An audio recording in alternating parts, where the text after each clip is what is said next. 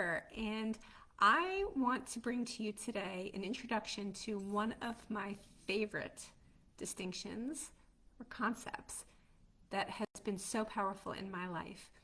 And that is the idea of, do you have it or does it have you? What in the world does that mean?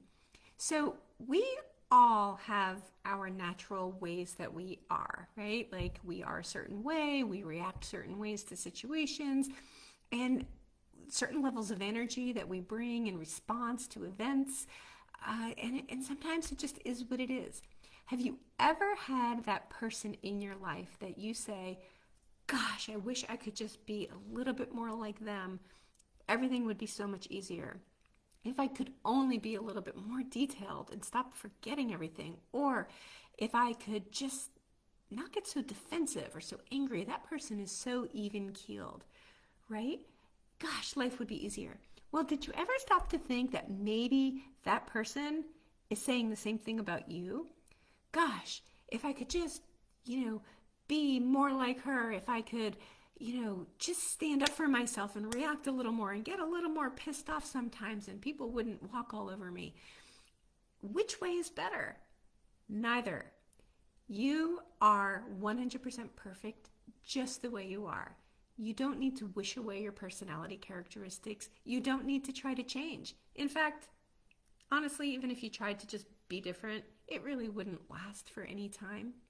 So how about if we love ourselves just the way we are and stop wishing our personality traits away, but just start to look at certain things?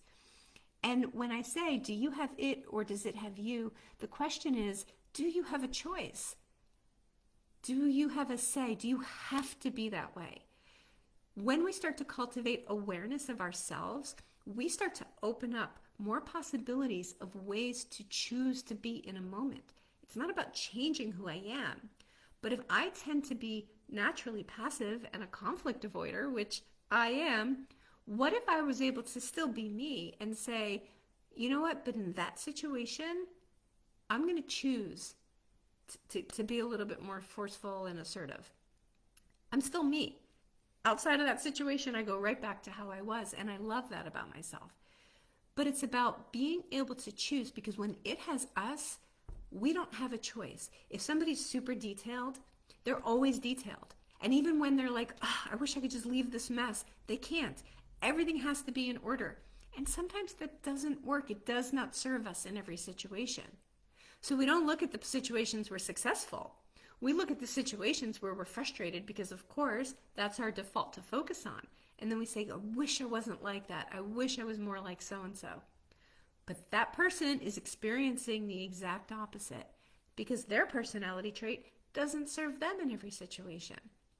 So start to think about where you get frustrated with yourself, where you wish you were a little bit more like that other person, and think what would be available to you if you were able to cultivate the awareness to be able to pause and say, I'm defaulting to my normal way. Is that working right now? What would happen if I could just bring on a little bit more of something different? Consciously choosing it, not changing our default natural ways that we are. So I just wanted to bring that to you because I think about that all the time in my life. It constantly serves me when I remind myself when I'm in my default, wait a minute, I have a choice here. What would work better? If this intrigues you, if you would like to help cultivating that level of awareness in your life, please reach out to me. My website, drjenniferedwards.com. Also, feel free to go there, download my free ebook. It's all about happiness, not just cliche ways of, creating more happiness, but I talk about what does it even mean? What does that mean to choose to be happy in your life?